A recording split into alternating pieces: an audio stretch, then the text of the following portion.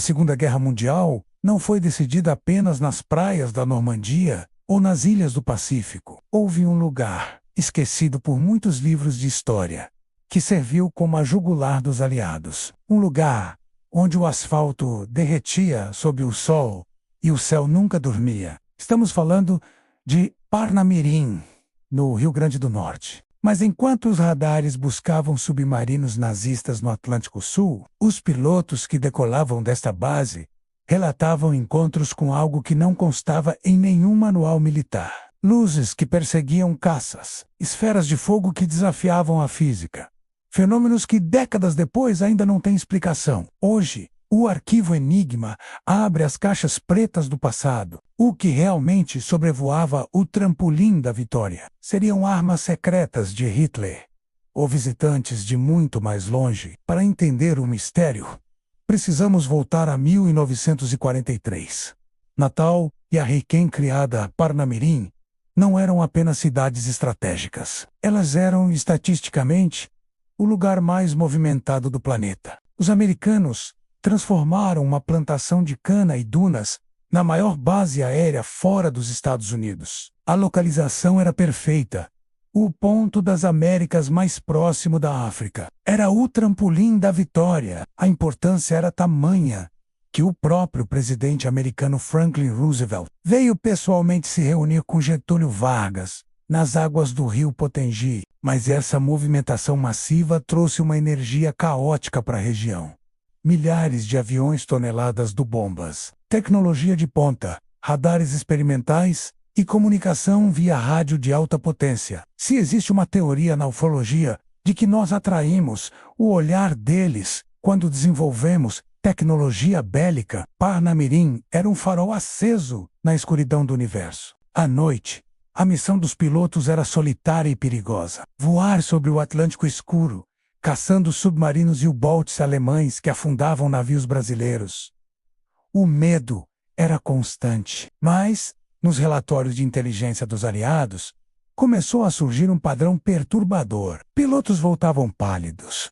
Não por combate com inimigos humanos, mas pelo que viam nas asas de seus aviões. Eles chamavam de Foo Fighters. O termo veio de um quadrinho da época, mas a experiência não tinha graça nenhuma. Eram esferas luminosas, vermelhas, alaranjadas ou brancas, que apareciam do nada. Elas colavam na ponta das asas ou na cauda dos aviões.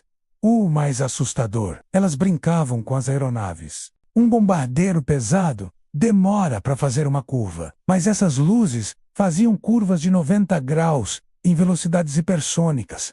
Não havia hélice, não havia asas, não havia motor visível. Os pilotos brasileiros e americanos que decolavam de Parnamirim viviam esse terror silencioso. Eles atiravam, e as balas atravessavam as luzes, ou simplesmente não surtiam efeito. Eles tentavam despistar, mergulhar, subir, e a luz continuava lá, observando.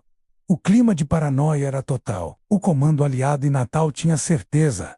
Isso é tecnologia alemã. Eles acreditavam que os nazistas tinham desenvolvido uma arma teleguiada para cegar ou derrubar os aviões que saíam do Brasil. Do outro lado do oceano, os pilotos alemães relatavam a mesma coisa e pensavam: isso é uma arma secreta dos americanos testada no Brasil. Mas a guerra acabou. Os arquivos da Luftwaffe e da Força Aérea Americana foram abertos, e a verdade foi chocante. Nenhum dos dois lados havia criado aquilo, se não eram os nazistas, e não eram os aliados. Quem estava voando sobre o litoral do Rio Grande do Norte? Os moradores locais, do litoral potiguar, pescadores antigos, já falavam de luzes de Corisco ou mães do ouro que saíam do mar, muito antes dos aviões chegarem. Será que a base militar foi construída, sem saber, em cima de um hotspot ufológico, uma zona de interesse para inteligências não humanas? A Segunda Guerra terminou. Os americanos desmancharam a base. Deixaram Jeeps, Radios e Coca-Cola para trás.